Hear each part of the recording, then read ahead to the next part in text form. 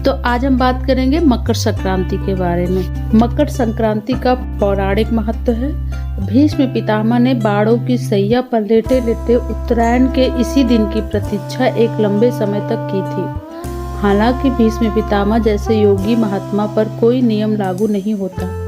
चूंकि उत्तरायण को श्रेष्ठ माना गया है, इसको देवत्व प्राप्ति करने वाला सात्विक काल माना गया है, इसीलिए भीष्म बाणों की सैया पर उत्तरायण की प्रतीक्षा करते रहे। उत्तरायण मकर संक्रांति के दिन से प्रारंभ होता है। इच्छा मृत्यु का वरदान प्राप्त भीष्म चाहते थे कि उनकी श्वास तभी निकले जब सूर्य उत्तरायण हो, इसीलिए हम इस दिन को तपस्या का चिन्ह मानते हैं। रोज इतनी सुबह चाहे उठो या ना उठो, लेकिन ऐसे विशेष पर्व पर ब्रह्म मुहूर्त में अवश्य जागना चाहिए। सूर्य से हमारा बहुत गहरा संबंध है। ज्योतिष में सूर्य का तन, मन और सामाजिक दृष्टि से महत्वपूर्ण स्थान है। मनुष्य की देह में प्राण सूर्य से है, हड्डियां, नेत्र सूर्य से हैं। सूर्य को जीवनदाता कहते हैं, सूर्य को प्राण भी मानते हैं। परिवार की दृष्टि से सूर्य पिता है, गुरु को भी सूर्य कहते हैं। मकर संक्रांति का जो आध्यात्मिक पक्ष है, उसे अब हम समाज और शरीर से जोड़कर देखते हैं।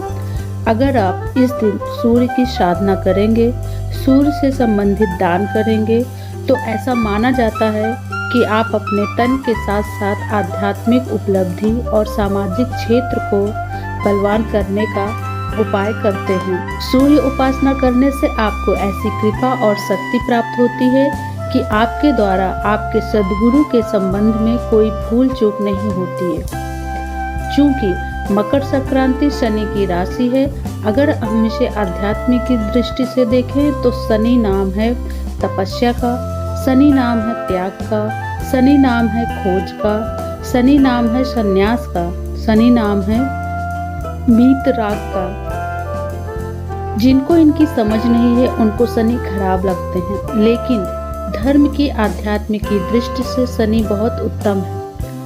तुम्हारे द्वारा किए गए पाप कर्म के कारण शनि तुम्हें दंड देते हैं और तुम्हारे द्वारा किए गए पुण्य कर्म ही शनि देवता की शक्ति बनकर तुम्हारे जीवन में बहुत सुंदर और अच्छी स्थिति लाकर समाज, परिवार और धन की दृष्टि से तुम्हें सुदृढ़ कर देते हैं।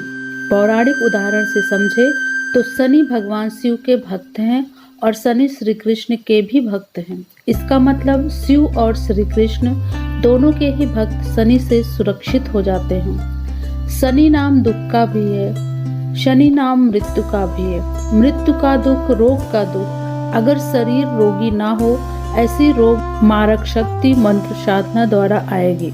जैसे लोहे को जितना तपाएंगे लोहा उतना ही लाल हो जाएगा।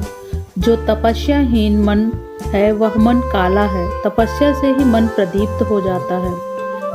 यह है मनोरोगों से बचने का सुंदर उपाय। सूर्य जब मकर राशि में प्रवेश करता है तो उस प्रवेश के वातावरण में जो तरंगे उत्पन्न होती हैं, वे तरंगे सृष्टि से जहाँ जहाँ जल है उस जल में अपना काम करती हैं।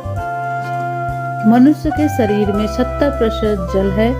शरीर जब तक जीवित है तब तक उसमें 70% जल रहता है, इसीलिए देव नदियों में स्नान करना चाहिए।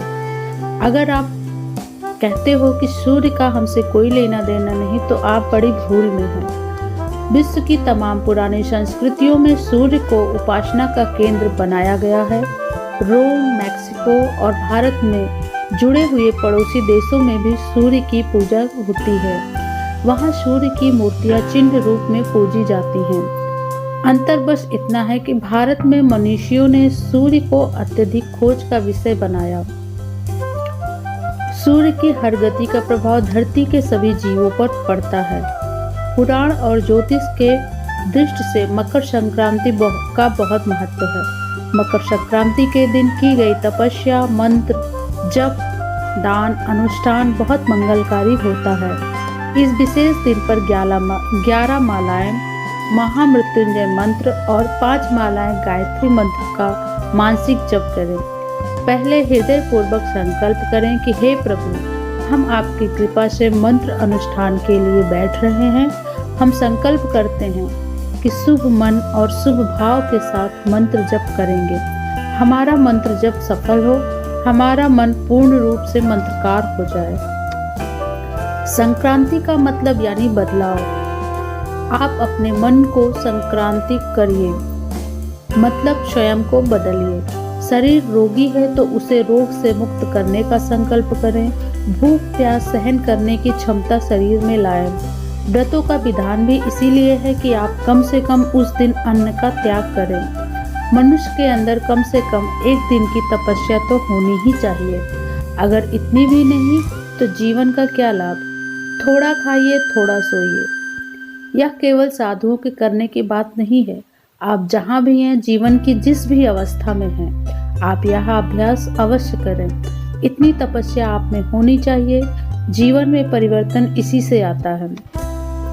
आप में संकल्प का बल नहीं है, इसीलिए स्थिर होकर 1 घंटा बैठना भी मुश्किल हो जाता है। जब आप यौगिक जीवन शैली को अपनाओगे और उसमें शरीर के तल पर आसन, मन के तल पर प्राणायाम, योग निद्रा आदि का अभ्यास करेंगे तो जीवन में कोई क्रांति, कोई बदलाव जरूर आएगा।